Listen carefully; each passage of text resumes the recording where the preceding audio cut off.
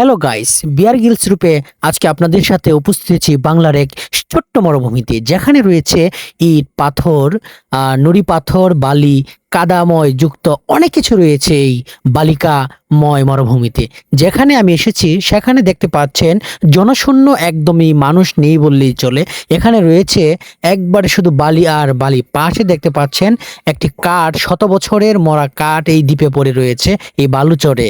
আর আমি সেটাকে ভাবছিলাম সেটা কিভাবে এখানে আসলো, কিসের মাধ্যমে এখানে আসলো, সেটার আমি সঠিক উত্তরটা এমন খুঁজে পাচ্ছি না। তবে দেখা যাক সামনে কি পাই, আপনাদেরকে নিয়ে আমি পুরোটা দেখানোর চেষ্টা করব। কিন্তু এখানে এসে আমি হতদম্য হয়েছি। এত রৌদ্র উত্তপ্ত, এত গরম, এই গরমের মাঝে আমি নিজেকে একদমই সামলাতে পারছিলাম না, একদম ঘেমে গিয়েছিলাম। কিন্তু আমি ট্রাই করছি, দেখি তারপরে সামনে কিছু পাই কিনা। দেখা যাচ্ছে এটা একটা হরিণের শিংয়ের মতো। আমি ভেবেছিলাম প্রথমে এটা হয়তো বা হরিণের মাথা, পরে দেখলাম এটা একটি কাঠের টুকরো, বিভিন্নভাবে ডালপালা ছড়িয়ে আছে, শত বছর ধরে মনে হয় পড়ে আছে এখানে, শুধু পাথর আর পাথর।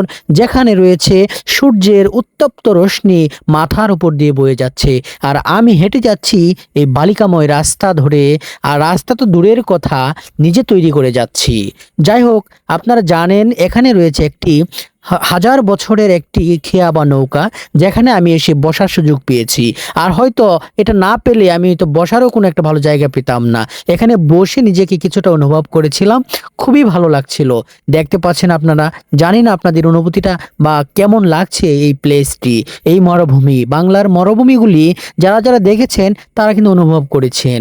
একদমই এত চূড়ায় আছে এখন বালির দ্বীপের মাঝখানে, যেখানে নেই কোনো বৃষ্টি বাদল, নেই কোনো মানুষের ছাপ, আছে শুধু ভয়ঙ্কর রূপ আর ভয়ঙ্কর রূপ, যা আমি দেখে রীতিমতো অবাক হয়ে যাচ্ছি বারবার। অন্যদিকে নীল আকাশ আমার দিকে তাকিয়ে আছে, আর আমি পথ চলছি আপনাদেরকে নিয়ে। দেখা যাক কি হয়।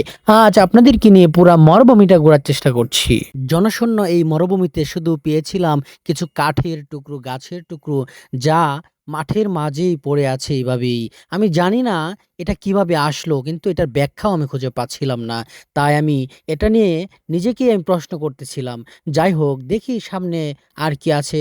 এই মরুভূমি জনশূন্য মরুভূমি, নেই কোনো মানুষের ছাপ, পায়ের কোনো কিছুই নেই। আর এখানের যে ঘাসগুলি, দুবরাগুলি, তারাও একদম জরাজীর্ণ অবস্থায় আছে। এই বাংলার মরুভূমিতে দেখতে পাচ্ছেন পিছনের যে দৃশ্যটা, পাহাড়ের মতো উঁচু নিচু, একদম খাদ, পাথর, বালি, এই বালুকাময় পাথরময় এত সুন্দর নুড়ি পাথরে আচ্ছন্ন পুরা এই আজকে যা দেখতেছেন পুরা মরুভূমিতে।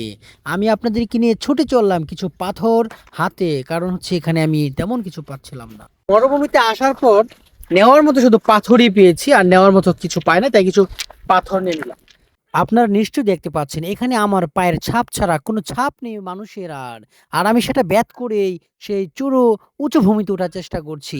উঁচু নিচু এই মরুভূমি, যতটাই আমি পথ পাড়ি দিচ্ছি ততটাই যেন নতুন কিছু আমি খুঁজে পাচ্ছি, নতুন অভিজ্ঞতা হচ্ছে আমার জীবনে। মাই গড, দেখুন এটা হচ্ছে ওই মরুভূমির মধ্যে যে মরশিয়াল আছে, সেই মরশিয়াল এখানে নাকি বসবাস করে। গর্ত করছে, তবে খুব ভয়ঙ্কর তারা, যে কোনো মুহূর্তে আমাকে আক্রমণ করতে পারে। তো এখানে বেশি সময় টিকা যাবে না, আমি জায়গা ত্যাগ করি। মিনি মরুভূমি থেকে আজকের মতো বিদায় নিচ্ছি। এই উত্তপ্ত রৌদ্রর মাঝেই দাঁড়িয়ে কথা বলার চেষ্টা করেছিলাম আপনাদের সাথে, পুরো ভিডিওতেই আমি ছিলাম। তবে আজকের মতো বিদায় নিচ্ছি, আগামী ভিডিওর জন্য আপনারা অপেক্ষা করুন। আশা করি আর ভালো কিছু আসবে। সাবস্ক্রাইব করে দিবেন এবং বেশি করে ভালোবাসা দিবেন। আল্লাহ হাফেজ, আসসালামু আলাইকুম।